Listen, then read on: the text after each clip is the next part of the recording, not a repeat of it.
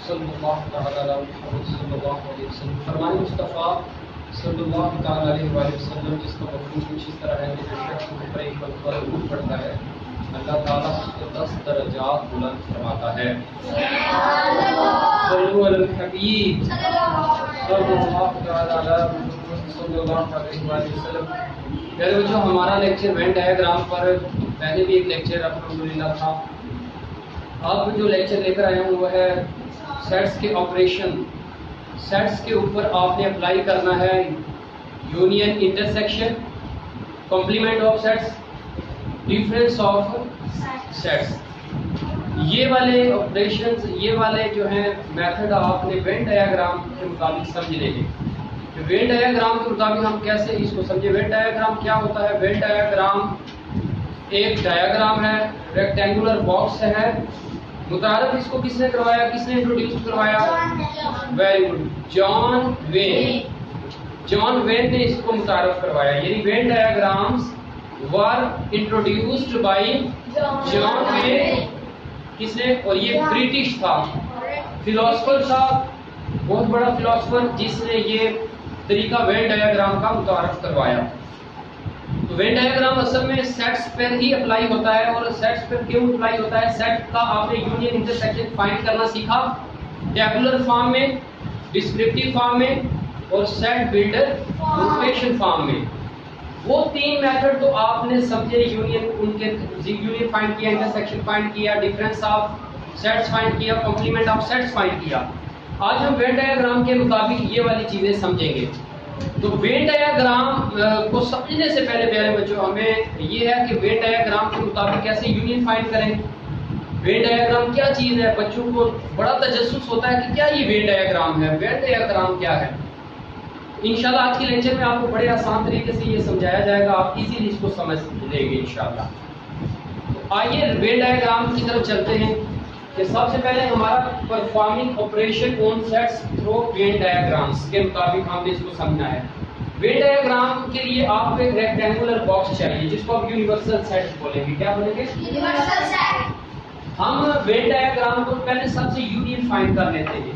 किसका? अगर A subset हो बी का, A is subset of B, A is subset of B, subset of B. अगर A B का सबसेट हो तो इनका यूनियन फाइंड करें। तो इसके लिए आपने क्या करना है? ड्राफ्ट रेक्टेंगुलर यूनिवर्सल सेट, यानी यूनिवर्सल सेट। आप जो है सेट को डिनोट करते थे ब्रेसेस के साथ या कर्ली ब्रैकेट्स या मिडिल ब्रैकेट कहते हैं। यहाँ पे आपने सेट को डिनोट की रिप्रेजेंट किससे करना है? ये तो हो गया यूनिवर्सल सेट। बाकी जो सेट्स होंगे उसको सर्कुलर फॉर्म, सर्कल फॉर्म में आपने उसको सेट को रिप्रेजेंट करना है। तो अब हमारे पास कितने सेट है? ए और बी। दो सेट हमने सर्कल ड्रा करने। अब लिखा ए इज सबसेट ऑफ बी। इसका मतलब ये हुआ बी जो है बड़ा हमारे पास सेट है, बी के अंदर क्या है? ए सेट है, यानी क्योंकि ये सबसेट है। सबसेट का मतलब है all elements of A contained in set B, contained in set B.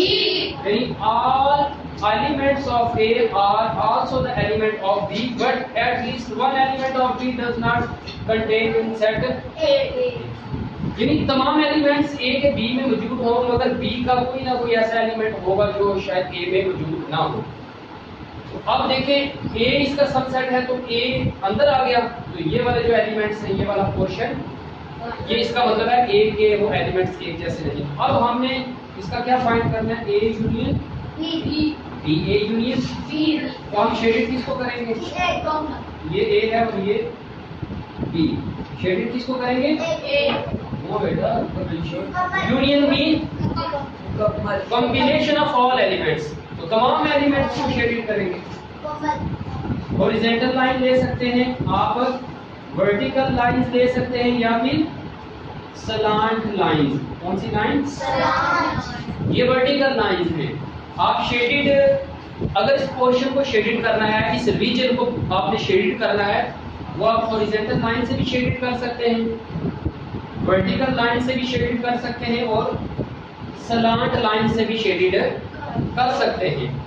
तो प्यारे बच्चों ये हमने यूनियन फाइंड किया किसका, अगर ए सबसेट हो बी का, just A is subset of B.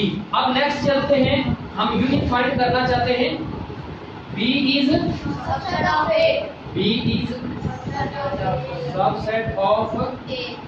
अगर ए का हो, अब इसका मतलब ये हुआ तमाम एलिमेंट्स बी के ए में है, मगर ए के शायद कुछ ऐसे एलिमेंट हो सकते हैं जो बी में मौजूद ना हो। अब सबसे पहले हम रेक्टेंगुलर बॉक्स लेंगे यूनिवर्सल, फिर हम दो सेट हम ड्रा करेंगे। बड़ा कौन सा होगा, वेरी गुड। अब बड़ा कौन सा है, तो बी इसके अंदर आ गया। अब हम यूनियन फाइंड करेंगे ए यूनियन बी, तो शेडिंग किसको करेंगे, मुकम्मल को शेडिंग करेंगे, वेरी गुड। आप इसको वर्टिकल लाइन से भी कर सकते हैं, ये वर्टिकल लाइन से, ये क्या वर्टिकल लाइन से कर सकते हैं, स्लांट लाइन से कर सकते हैं, या हॉरिजॉन्टल लाइन से कर सकते हैं। तो ये जो शेडेड पोर्शन है, शेडेड रीजन है, this portion represents A union B, A union B. अब हमने ये फाइंड करनी है ए यूनियन बी किसका, अगर बी इज सबसेट हो ए का। अब हम यूनियन फाइंड करना चाहते हैं ओवरलैपिंग सेट्स का, किसका यूनियन फाइंड करना है, if A and B are overlapping sets,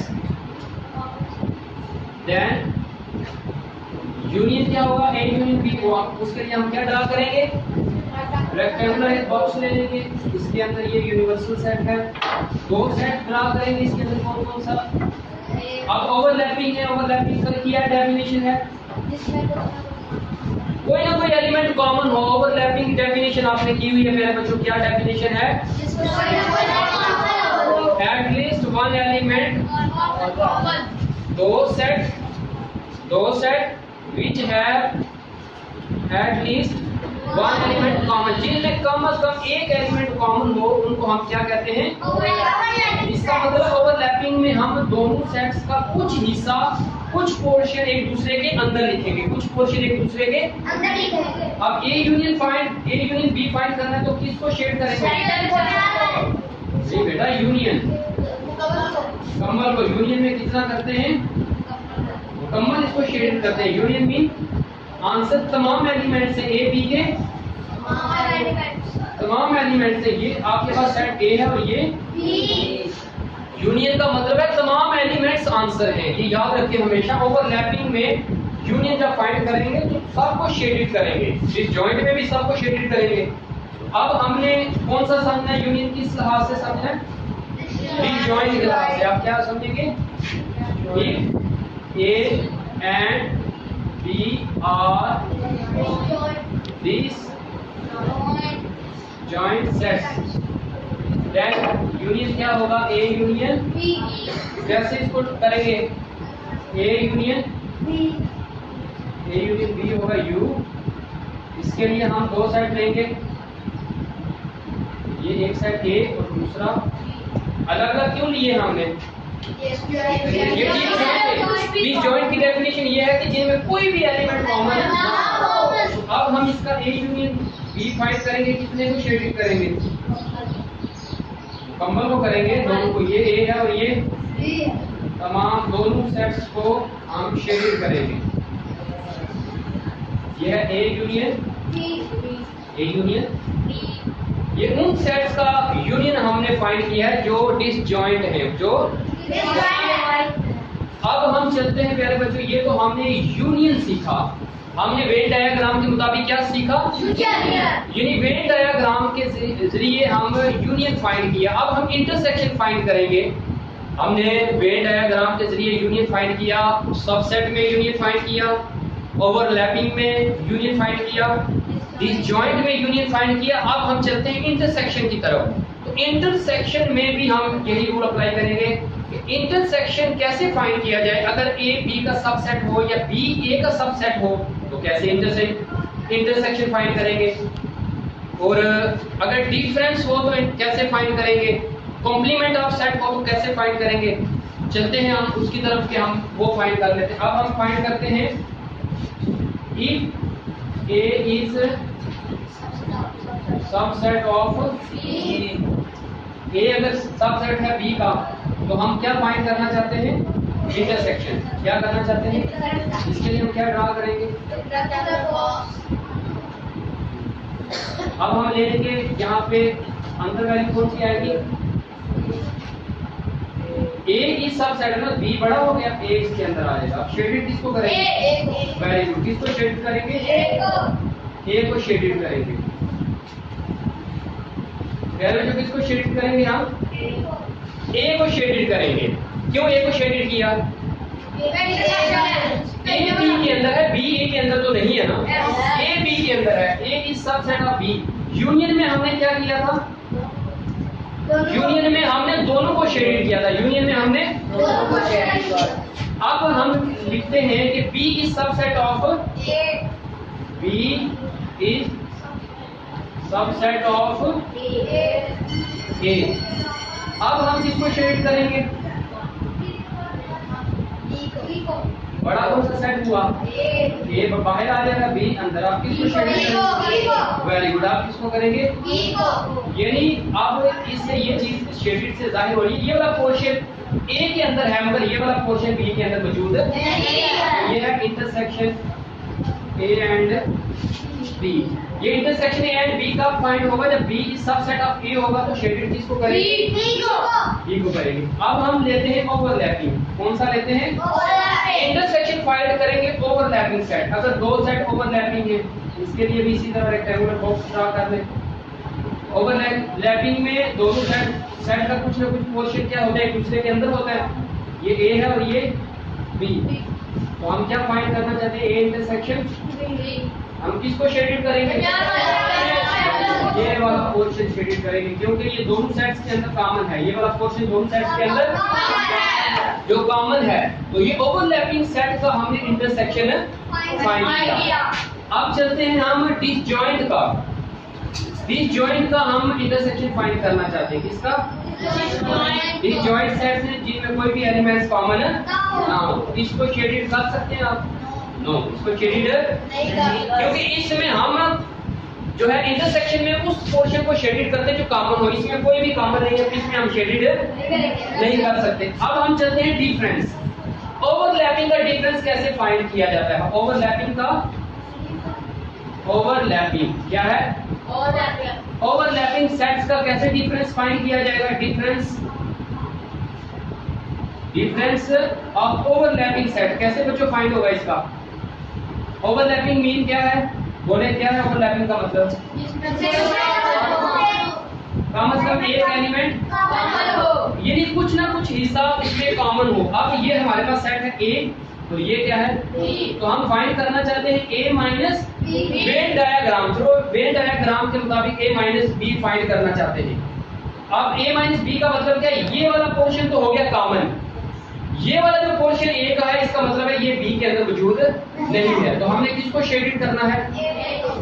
A को करना है। कौन से हिस्से को? ये वाला शेडेड करना है। क्यों ये वाला किया?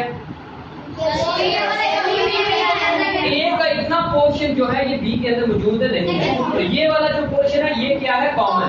तो हमने तो डिफरेंस में वो वाला पोर्शन शेडेड करना होता है जो B के अंदर मौजूद A का ये वाला पोर्शन। अब हमने ये फाइंड कर लिया है A माइनस B।